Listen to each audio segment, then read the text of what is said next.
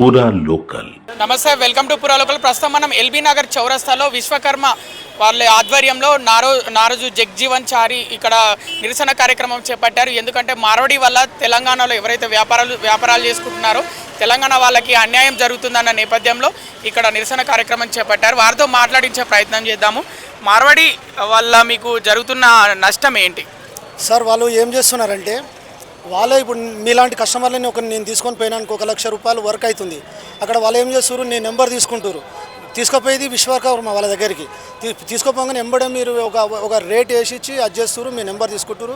మీరు ఏం చేస్తారు, ఆ రేట్ నచ్చక బయటికి రాగానే ఎంబడే మీకు కాల్ చేస్తారు.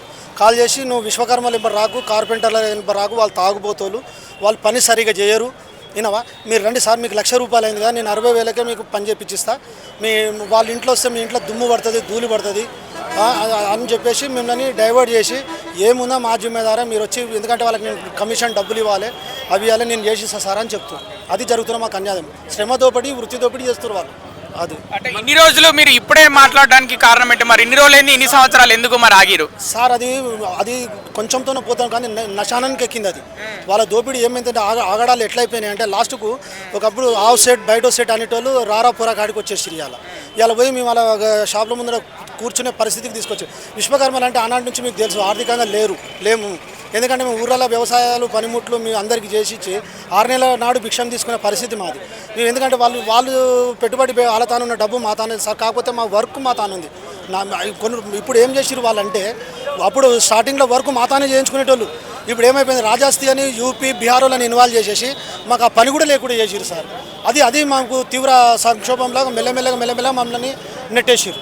అది సార్, మాకు ఇవాళ పని చేసుకోవడానికి పని లేదు. ఇవాళ మా విశ్వకర్మ రోడ్డు పడడానికి కారణం వాళ్ళే. ఇంకో విషయం ఏంటంటే, మరి వాళ్ళు కూడా మార్వడీలు చెప్తున్న పరిస్థితి ఏంటంటే, ఇక్కడే పుట్టినాము, ఇక్కడే పెరిగినాము, ఇక్కడే వ్యాపారాలు చేసుకుంటున్నాము, ఎవరేం చెప్పినా మేము తగ్గమని చెప్తున్నారు సార్. వాళ్ళని మేము వ్యాపారం చేసుకోవద్దామంటలేము, మీ వ్యాపారం మేము చేసుకోరు, మేము గోబ్యాగా వెళ్ళిపోమంటలేను. ఏదైతే మా కులవృత్తి ఉందో, మా కులవృత్తి అనేది మాది మా జీవనంతోనే వచ్చింది కులవృత్తి. ఇలా ఏముంది సార్, రాజ్యాంగంలో కూడా స్థానికులకు 80%, 20% ఇతరులకు ఉంది. ఆ 80% మా శ్రమ దోపిడీ, మా వృత్తి దోపిడీ వద్దంటున్నాం. మీరు వ్యాపారం చేసుకోమంటున్నాం, మిమ్మల్ని మేము ఎక్కడ పోమంటలేం, కానీ మా యొక్క వర్క్లో మీరు ఇన్వాల్వ్ కావద్దు అంటున్నాం. అది సరే, ఒకవేళ వర్క్ మీకు వచ్చినా మా విశ్వకర్మీలకు ఇవ్వమంటున్నాం, యూపీ వాళ్ళకి గుజరాత్ వాళ్ళకి ఇవ్వద్దు అంటున్నాం. అది సార్ మా వయసు. అంటే ఇప్పుడు ఇక్కడ హైదరాబాద్కి ఎక్కువగా యూపీలను గుజరాత్లను తీసుకొచ్చేదే మార్వాడీస్ అంటున్నారు సార్. మార్వాడీస్ గుజరాతీస్ అదే వాళ్ళు తీసుకొస్తారు. వాళ్ళు రావడం వల్ల మీ విశ్వకర్మలకి వర్క్ దొరకట్లేదు, మొత్తం కోల్పోయినాం సార్, వృత్తి మొత్తం కోల్పోయినాం. విన్నారా, వాళ్ళు ఏం చేస్తారు అంటే, ఇప్పుడు వాస్తవంగా చూడడానికి వాళ్ళు ముద్దుగా నీట్గా ఉంటారు, మా వాళ్ళు కాయ కష్టం చేసుకొని కొంచెం చూడడానికి రఫ్గా ఉంటారు. చూసే కస్టమర్కి చూపించే వరకు వాడు అట్లా ఇట్లా అని చెప్పేసే వరకు కస్టమర్ కూడా వాళ్ళ మాటలే నమ్ముతున్నారు సార్. ఆ స్థితికి తీసుకొచ్చారు. మరి ఈ విషయం మీద మీరు ప్రభుత్వానికి ఏం చెప్పాలనుకుంటున్నారు? మేము ప్రభుత్వానికి ఏం చెప్పాలనుకుంటున్నాం అంటే, ఏదైతే వాళ్ళు పెట్టుబడి పెట్టి ఇవాళ మా స్థితి ఏంటంటే పెట్టుబడులు పెట్టలేని స్థితి. మాకు సబ్సిడీలలో లోన్లు ఇచ్చి మమ్మల్ని కూడా ఆదుకున్నట్టయితే వాళ్ళతో మేము కాంపిటీషన్ చేయగలుగుతాం. అది సార్, వాళ్ళు మాకు సబ్సిడీ లోన్స్ కానీ ఏ గ్యారంటీ లేకుండా కానీ మాకు లోన్లు ఇచ్చే కార్యక్రమం చేస్తే, ఆనాడు తెలంగాణ తెలుగుదేశం ప్రభుత్వంలో ఆదరణ స్కీమ్ కింద మాకు పనిముట్లు ఇచ్చారు. అప్పటి మిషన్లు కూడా ఇప్పటిదాకా మా విశ్వకర్మ అట్లాంటి కార్యక్రమాలు చేసే వాళ్ళని ఢీకొనగలుగుతాం సార్. మేము కూడా ఆర్థికంగా బలపడడానికి మాకు అది ఉంది.